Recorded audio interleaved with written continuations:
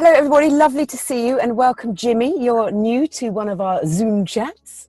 Pleasure to be here. Nice to see you all, guys. So Jimmy, what have you been up to? Lockdown. I've done a little bit of work for the NHS, getting the supplies out there for a month. I was in a depot getting their stuff out, and since then I've been 300 metres up the track from my house pulling an old Fergie out of a hedge.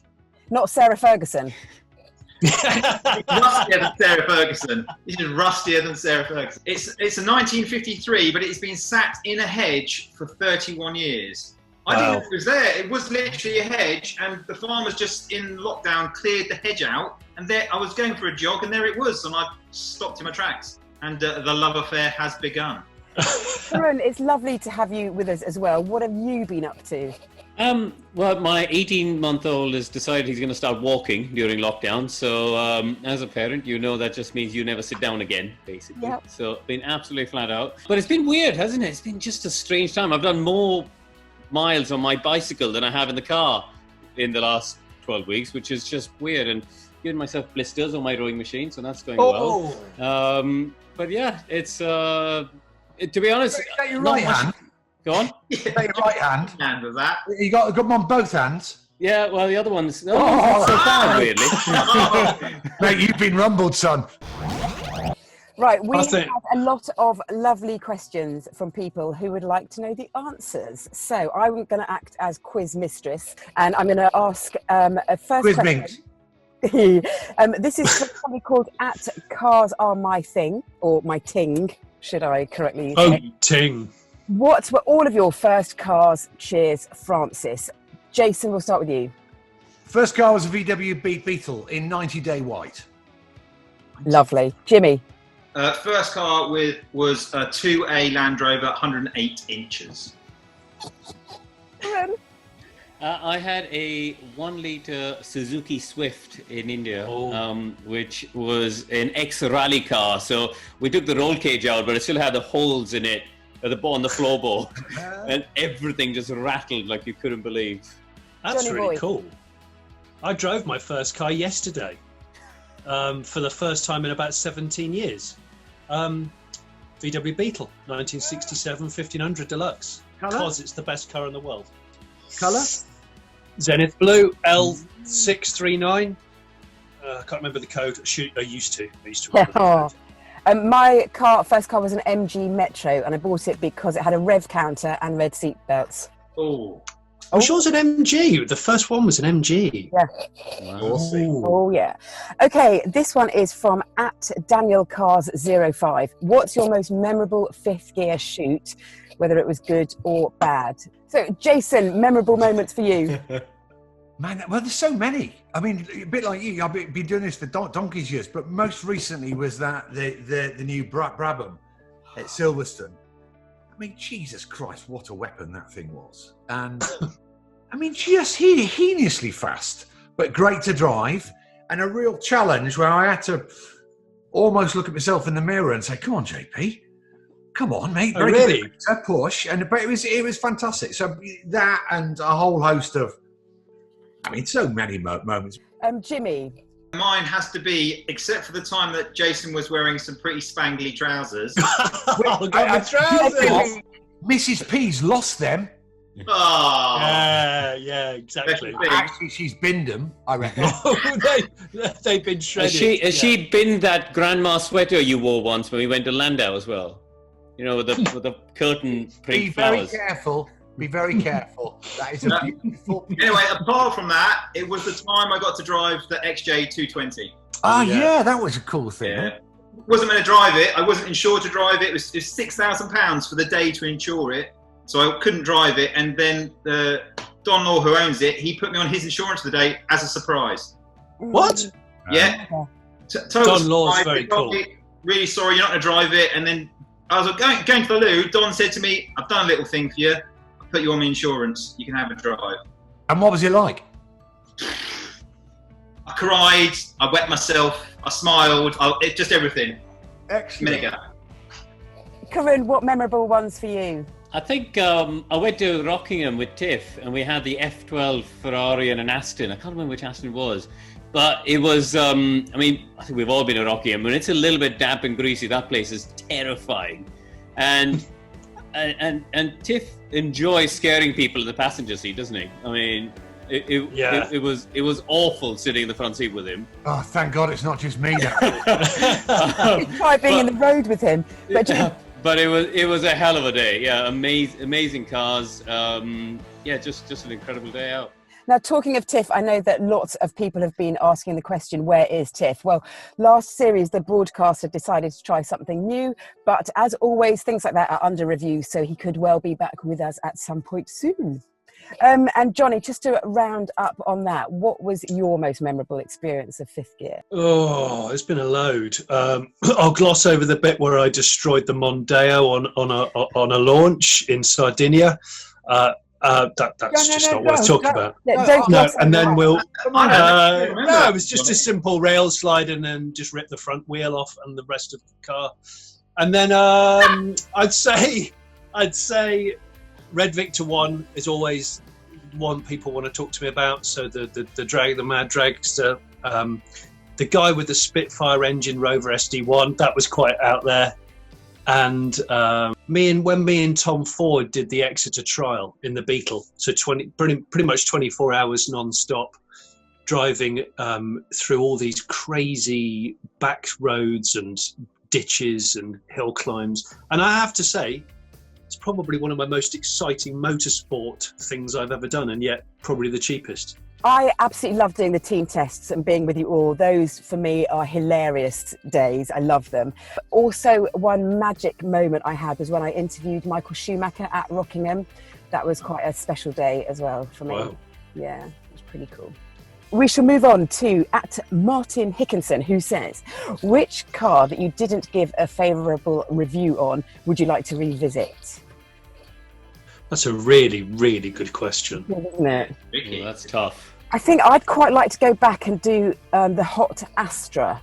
Jason was driving it, and we did it at Bruntingthorpe Airfield. Yeah. And I didn't give it that favourable a review, but looking back on it, I was like, do you know what? I should have given that a little more than I did on the day. But was it a VXR? Yes, it was, yeah. It's a good car, the VXR. Yeah. I think a VXR has lived in the shadow of the Focus RS a few times. I want to revisit the Morgan. Just so I can slate it a bit more, because I hate that thing. Which one? I probably hate it more now than I did then, and that's saying something. Who built cars out of wood? What's wrong with people? Have you driven the Plus 6 though? The Plus 6 equally is really nasty. Good. Equally nasty. No, it's actually. I mean, I was quite shocked. It was very good. Johnny, have you thought of one yet? I remember going to the Citroën Conservatoire to drive a couple of historic Citroëns once, and I drove the For Your Eyes Only stunt car that jumped through all the olive groves with Roger Moore. And the problem is, it was really wazzing with rain, so we were just driving it in the dismal rain. I'd love to go out and drive it in the dry to get a bit more body roll, because it was just so fun. Okay, our next question is from Mike's F1. He says he's going to swap his Nissan 350Z, which is one of my favourite little mini muscle cars. You can go so sideways in them. He's going to swap it for a Porsche 911. Which 911 should he get? I say entry-level basic Carrera. Yeah. Can't go wrong. C2S, something like that. Oh, yeah. Yeah, a C2S, probably a 997, do you reckon? 997, I was going to say manual 997 C2. Good value. Definitely go manual, lighter, and just that manual gearbox in the boiler. I think it's awesome. And I think if he went Peter Kay, he'd miss the chunkiness of the 350Z box, because the 350Z box is really quite manual. And I think but it depends how much money he's got, because maybe he's just inherited some money that he didn't know about. He's just going to get a 2.7 RS 1973 just to put around him. Colour? What colour would you recommend he should have? I'm going for agate grey. Macadamia nut. If you can find a rear-wheel drive 997 in macadamia nut, I'll come up with his stuff. A macadamia nut. It is the best colour in the last 15 years that Porsche have done. It's insane. It's bright metallic brown, and they only really launched it on the turbo, but you could specially order it on base models. and I've only ever seen to look one. this colour up online. I've It's never heard of incredible. it. It's incredible. Macadamia metallic. It's just gorgeous. Is it as nice as hearing aid beige? NHS Blue is another good one. Right, thank you, chaps. Next one we've got from @RobL_L. What large SUV would you buy with your own money, especially at Car Pervert, because I know he hates them. So, Johnny, we'll start with you. Oh, it's got to be, you know what? BMW, perhaps? The biggest problem I have, I've told you them all before because I work with you guys, is I actually think that in about 5 to 7 years' time, we will look at SUVs and we will be completely embarrassed, and none of them will be collectible. No one will want to collect. I think the question is, what would you buy today, though, Johnny? Go on. Thank you, Karim. Yeah. If I had to buy an SUV today, I'm going to say now, I think it would be. I think Volvo. you can still order. I think you can still order a Toyota Land Cruiser 2-door. I think you can special order a 2-door. Yes, you can. I'm sure you can. Anyway, Toyota Land Cruiser short wheelbase, 2-door. that's a 4x4. Oh, come on! They're trying to sell them alongside Range Rover Sports. So blah blah SUV blah. Gosh! It's a Volvo, actually. Do you remember we went camping? XC60. Yeah. Actually, that was nice, and they do that is nice. Yeah. It's nice. Okay, that plug-in hybrid, because you can do, I think, up to 50 miles on electric only. So maybe, yeah, okay, XC60, and then I'll put the 2-door Land Cruiser on ice. All right. With your I'm going to go for a Lamborghini Urus because you can pop and bang it from 12 miles per hour onwards. Oh, Vicky, I really admire you. When you say stuff like that, it just makes me cry inside. I don't know whether that's good or bad, Johnny. Just don't support it. Don't support products like that. They're just foul. Absolutely foul. Right, moving on. This one is specifically for Jimmy. It comes from @TonyStrange17. Tony. Jimmy, what sparked your interest in engineering, especially all things auto-related, he says? Auto-related, actually going back to your first car, Metro MG. My uncle had one. I remember bleeding the brakes for the first time, giving him a helping hand, sat there, push it down, hold it. I didn't know what he was doing. I was sat in that black Metro MG with the red seat belts, bleeding the brakes. Thought I was a proper awesome mechanic because it worked. I didn't know what I'd done, but that was it. I had to find out. So it started there with my uncle. And Karun, how did your car career start out? Well, my dad ran a rally team and used to race and rally. So we had the workshop behind our house, basically. So I grew up in the workshop, spannering cars and playing around with cars, basically. So yeah, that was it. I was quite lucky. I mean, I was obviously interested in the driving side, and that's what got me going. But I was lucky to spend a lot of time working on the cars as well. And I used to go to the rallies and be there in the service park, waiting in the middle of the night as a 14-year-old to change a couple of tires when the cars came in for a night service and stuff. And it was great fun, and you learn a lot as well. I think when I was 15 or 16, I was able to drive quick enough that I started doing a bit of tire testing and damper work. So we had our own test track by that point with jumps and all sorts. And as a 15-year-old, that was a pretty good way to spend the afternoon. What kind of cars did you have, Karun?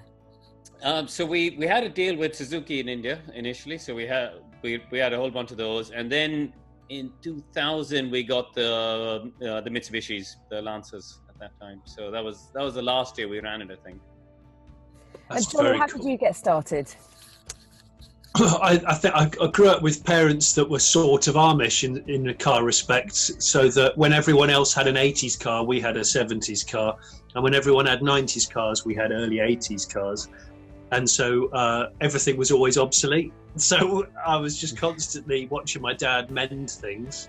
We used to go to the tip sometimes, and my dad would dump stuff, and my brother would buy a mower off the bloke in the corner always smoking a fag, and then bring a mower home and rebuild the engine of the mower and put it in something. And so that led on to just him wanting to tune things and then me wanting to drive things. I think. And then radio control cars really got me into it. The things in the background of Jimmy's Zoom feed. I learned how cars worked and basic car control with Tamiya models, because I saved up and bought one as a kit. I worked out how suspension worked. I assembled gearboxes and diffs, drive shafts, and then worked out what oversteer was, crashed it, rebuilt it, crashed it, built it again. And I think they have a lot to answer for. Now, Jason and I both started racing karts, and I got into karting because my father, he was in the British karting team when he was a teenager, so he sort of opened that motorsport door to me. Who opened the door to you, Jace? It was a bloke who owed me old Matt. My dad was a motor dealer, and someone owed him a few £100. Didn't have the readies, but they had a racing cart, and it was a Barlotti with a Comet engine, and this was about 79. And my dad, and it used to live at the garage, and I got me eyes on it on the way back from school one day, and what's that? And we found a local car park at Time Car Auctions, when the auction wasn't on, and the police would come every night and clear us off after about half an hour. It was great. Little did you realise you'd then become a pro driver. It's weird how these things start, isn't it? Yeah, Brian Chivers was the guy's name. Yeah. You know where he is now? Have you heard from him? You know what? I when we went to Croft, we were racing up in the northeast. Maybe 4 years ago. He'd organised to meet my old man there, so it was great to see him. Oh, did he? That was from here. We're going to close with one final question here, and this comes from @TomGregors. And he says, is there a car that you wish you hadn't sold? If I may start, boys, I had a Porsche Cayman GT4 that I bought brand new. I was so blessed to have that car. It is one of the best handling cars I've ever been lucky enough to drive, let alone own. But sadly, because I've got two small children, we couldn't really use it as a family vehicle at all. So I did sell it and put the funds into something that the family could enjoy more. So I sacrificed that GT4 for my family. Are you still in mourning? Yeah, I am. Honestly, the handling and the power, it was exquisite, an exquisite machine. Johnny, what about you? Do you have regrets? Do you want just my regrets in general, Vicky, or do you want car regrets? We haven't got that long, just a car. I've had a lot. I've had a high turnover of cars over the years. I bought a 1968 Chevy Impala convertible SS big block project, so it was not even complete, for £500 without any photos. That car today, in that condition, is about a 10 grand car. I sold it for £1,000 for a quick buck, and I'm an idiot. But you live and learn. And I had a mint Polski Fiat 126 that was so cheeky and fun, and it owed me nothing, but it was like flawless survivor condition. And I sold that, and I probably shouldn't have. Jason, any regrets for you? Oh yeah, loads of regrets. But probably the one which it still pains me to this day. In the late 90s, I had a 993 Turbo S Porsche. And I had it for a year, jumped out of it. I sold it for 55 grand, something like that. And it cost me 10 grand for the year. And I was pretty chuffed with that. That car's worth 400 grand today. Oh, that not only financially does that hurt, but I mean, that's another great car to drive. Yeah, I mean, that was probably the last really mental 911 where no traction control, no ABS by memory. Jimmy, have you got any? For me, it was one actually built on a TV show. It was a Ford Capri, which I put a 5-litre Coyote engine in. It was a proper hooligan, just a proper wild child.